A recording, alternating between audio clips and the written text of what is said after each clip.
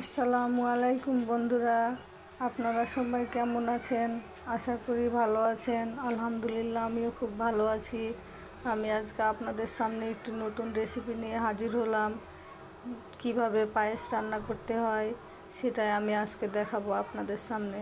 আপনারা ধৈর্য সহকারে আমার সাথে থাকুন এবং দেখতে থাকুন। আমি 1.5 কেজি পরিমাণে দুধ নিয়েছি। দুধের ভিতরে এখন আমি এলাচ এবং তেজপাতা দিয়ে দিলাম। দুধে বলক আসা পর্যন্ত অপেক্ষা করব। দেখুন বন্ধুরা, দুধের ভিতরে বলক এসে গেছে। আমি এখন পায়েস রান্নার জন্য দুধের ভিতরে চাউল দিয়ে দিলাম।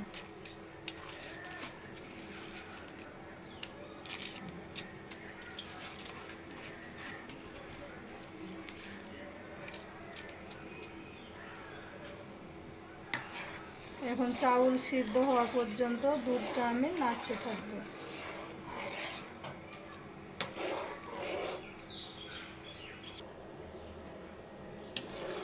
বন্ধুরা দেখুন, এখনো চাউল সিদ্ধ হতে অল্প কিছু বাকি আছে।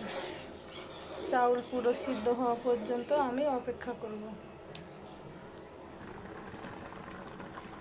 দেখুন বন্ধুরা, চাউল সিদ্ধ হয়ে গেছে। এবারে আমি চিনি দিয়ে দিব। চিনিটা আপনারা যেরকম মিষ্টি খান সেই স্বাদ অনুযায়ী দিবেন। এটাতে তো কাজু বাদাম থাকে, দেখা হলো না। চিনি দিয়ে অল্প কিছুক্ষণ নাড়াচাড়া করার পরে পায়েসের ভিতরে আমি কাজু বাদাম দিয়ে দিলাম।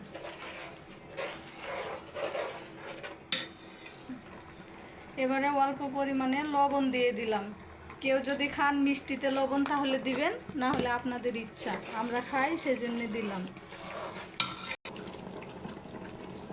দেখুন বন্ধুরা, আমার পায়েসটা অলরেডি হয়ে গেছে। এবারে আমি চুলা থেকে নামিয়ে নেব। এই যে দেখুন বন্ধুরা, আমার পায়েস অলরেডি হয়ে গেছে। আমি পরিবেশন করে নিয়েছি। আপনারা লুকটা দেখেই বুঝতে পারছেন কেমন হয়েছে। তারপরেও আমার মেয়ে টেস্ট করবে এখন। আপনারা দেখতে থাকুন।